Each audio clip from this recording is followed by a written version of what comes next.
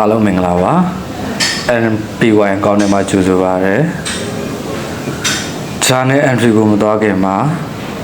debit credit ကိုခွဲခြားနည်း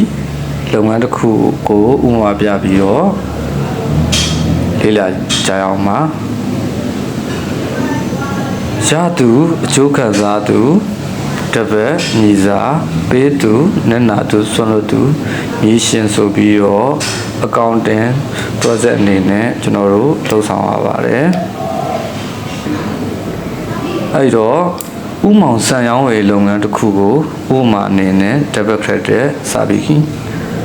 ခွဲကြပါမယ်ဥမောင်မှာလုပ်ငန်းစတင်ရန်အတွက်ငွေသား9သိန်းကျပ်ယူဆောင်လာပါတယ်အဲ့ဒီနေ့မှာအဆောက်အဦ900ရန်ကတစ်နှစ်စာ6000ကျပ်ပေးချေလိုက်ရပါတယ်ပိုင်ရှင်ဖြစ်တဲ့ဥမောင်ကငွေသား9သိန်းကိုစပြီးထည့်ဝင်တဲ့အတွက်ငွေစင်းမှာတပတ်မိစားရင်းနှီးငွေစင်းမှာတော့ credit မြီရှင်စင်းဖြစ်ပါတယ်အဆောက်အဦ900ရန်ကပေးချေလိုက်တဲ့အတွက်ငွေစင်းမှာ credit မြီရှင်အဆောက်အဦစင်းမှာတပတ်မိစား Pre-vol က2000ခွဲကျပ်နဲ့စာရေးကိရိယာ9000ကျပ်ဖို့ဝယ်ယူလိုက်ပါတယ်တဲ့ Pre-vol ကဝယ်ယူလိုက်တဲ့အတွက်ငွေစင်းမှာ credit မြီရှင် Pre-vol ကစင်းမှာတပတ်မြီစားစာရေးကိရိယာဝယ်ယူလိုက်တဲ့အတွက်ငွေစင်းမှာ credit မြီရှင်စာရေးကိရိယာစင်းမှာတပတ်မြီစားအောင်ဆန်ဆိုင်မှစံအိတ်50 3သိန်းကျပ်ဖြင့်လက်ငန်းဝယ်ယူလိုက်တဲ့ကုန်ချက9000ကျပ်ပေးချေလိုက်ရပါတယ်စံအိတ်50ကိုငွေသားနဲ့လက်ငန်းဝယ်ယူလိုက်တဲ့အတွက်ဝယ်စင်းမှာ credit မြီရှင်ကုန်ဝယ်စင်းမှာတပတ်ညီစားစင်းဖြစ်ပါတယ်ကုန်ချကပေးချေလိုက်တဲ့အတွက်ဝယ်စင်းမှာ credit မြီရှင်ကုန်ချကစင်းမှာတပတ်ညီစားဖြစ်ပါတယ်စံအိမ်50ကိုဝယ်ယူရမှာတဲ့ကားငါက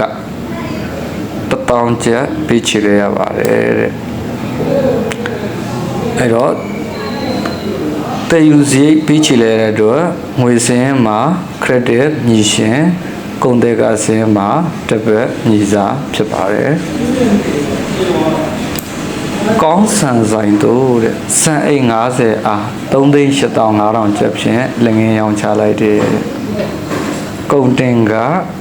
လောက်သားကကို6000ကျပ်ပေးချေလိုက်ရတယ်တဲ့ကောင်းဆန်ဆိုင်ကိုစံရောင်းချလိုက်တဲ့အတွက်လက်ငင်းရောင်းချလိုက်တာပေါ့နော်ဝေစင်းမှာတပတ်ညီစားကုန်ရောင်းစင်းမှာ credit ညီရှင်ကုန်တင်ကပေးချေလိုက်ရတဲ့အတွက်ငွေစင်းမှာ credit ညီရှင်ကုန်တင်ကစင်းမှာတပတ်ညီစား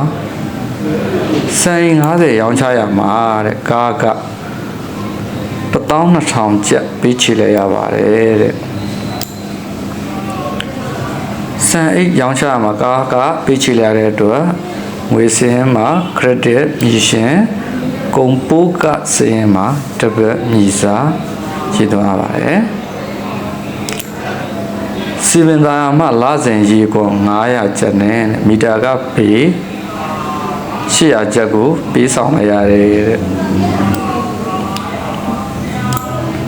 စီမံသားရေကုန်ပေးဆောင်လိုက်ရတဲ့အတွက်ငွေစင်းမှာ credit မြီရှင်စီမံသားအခွန်စင်းမှာတပတ်မြီစားရည်သွင်းပါမယ်မီတာဘီ